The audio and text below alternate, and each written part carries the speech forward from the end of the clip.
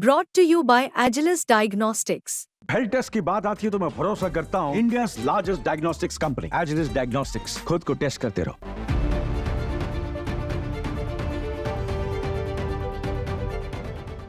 रतन टाटा चले गए और पीछे बड़ी संपत्ति छोड़ गए।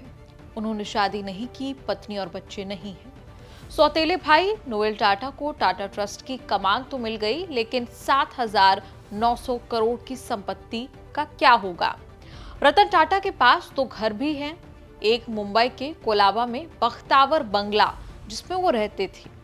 बख्तावर रतन टाटा के बंगले का नाम था। दूसरा, रतन टाटा ने बनाया हॉलिडे होम अलीबाग में। रतन टाटा जीते जी अपनी वसीयत लिख कर गए थे, हालांकि उसकी डिटेल्स पब्लिक नहीं की गई हैं, लेकिन नजरें इस पर हैं कि बख्तावर का क्या करेंगे। बात रतन टाटा के दादा जमशेदजी टाटा के समय की है। ये घर उसी समय का है। कहा जाता है कि सादे घर में भारतीय वास्तुकला की विशेषताएं शामिल हैं। बख्तावर की अलग पहचान उसके अलग डिजाइन के कारण है। जैसे रतन टाटा की सादगी और विनम्रता के किस्से हैं, उन्हीं बुनियादी उसूलों पर आधारित है बख्तावर। जानकार बताते हैं कि रतन टाटा का घर उनके जीवन दर्शन सादगी को ही दर्शाता है। एक मीडिया रिपोर्ट के मुताबिक रतन टाटा का घर 3 लेवल में बना है, 13,350 वर्ग फीट में फैला हुआ है। सबसे नीचे के हिस्से में लिविंग रूम, 3 बेडरूम और एक लाइब्रेरी है। पहले फ्लोर पर मीडिया रूम, एक बेडरूम और एक पर्सनल जिम एरिया है। Sun deck, infinity pool, barbecue zone और बार दूसरी मंजिल पर है। बख्तावर के बारे में कहा यह भी गया कि ये घर सफेद रंग में रंगा हुआ है और ये शान से अधिक भव्यता दर्शाता है। घर में हल्के रंगों का इस्तेमाल किया गया है और सजावट बहुत ही कम है। इंटीरियर में सादगी और न्यूनतमवाद का ख्याल रखा गया है, क्योंकि रतन टाटा मानते थे लेस इज मोर। कांग्रेस नेता गुरदीप सप्पल, जो एक वक्त में रतन टाटा से उनके घर पर मिले, उन्होंने बताया कि रतन टाटा का मैंशन किस सादगी से फर्निश था, ये देखकर उन्हें हैरानी हुई। वो एक मिडिल क्लास घर जैसा लग रहा था। अपनी जिंदगी के आखिरी लम्हों तक भी रतन टाटा बीच फ्रंट वाले कोलाबा घर में रह रहे थे। एक रिपोर्ट में कहा गया कि ये घर टाटा सन्स के हेडक्वार्टर से सिर्फ 30 मिनट की दूरी पर था। घर की बात छिड़ी तो एक और बात बता दें।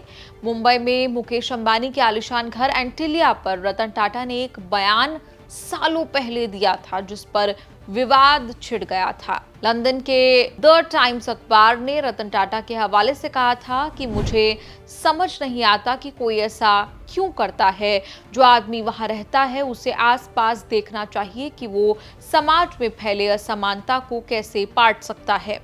अगर वो ऐसा नहीं करता है तो ये दुखदाई है, क्योंकि इस देश के कुछ लोगों को चाहिए कि अपने अथाह धन दौलत में से कुछ हिस्सा उन लोगों को दे जिन्हें इसकी जरूरत है। डिस्पैरिटी वाले इस बयान के बाद टाटा कंपनी ने सफाई भी दी थी। कहा था कि अखबार ने उनके बयानों को उचित संदर्भ में पेश नहीं किया है और ये तथ्यात्मक रूप से गलत है। टाटा ने बयान जारी कर कहा था कि हम श्री अंबानी के घर के बारे में मीडिया में आ रही रिपोर्टों के मुद्दे को भी साफ कर देना चाहते हैं। ये रिपोर्ट गलत है। धन दौलत पर श्री टाटा का बयान समाज में उभर रही असामान्य के विशाल दायरे में दिया गया था। उनके बयान को जानबूझकर सनसनीखेज बनाया जा रहा है। सफाई दे दी, विवाद ठंडा पड़ गया। रतन टाटा का बख्तावर और अंबानी का एंटिलिया दोनों ही मुंबई के सबसे आलीशान घरों में शामिल हैं। ये अलग बात है कि दोनों वैसे एक दूसरे से काफी अलग हैं। जहां एंटिलिया एक 27 मंजिला इमारत है जो एडवांस सुविधाओं से लैस है, वहीं बख्तावर उससे अलग एक एकल मंजिला घर है। जहां एंटिलिया ग्रैंड है, वहीं बख्तावर सादगी से सराबोर है। इस रिपोर्ट पर आपका क्या कुछ कहना है? आप कमेंट्स में लिखकर अपनी राय जरूर दें और देखते रहिए न्यूज़ तक।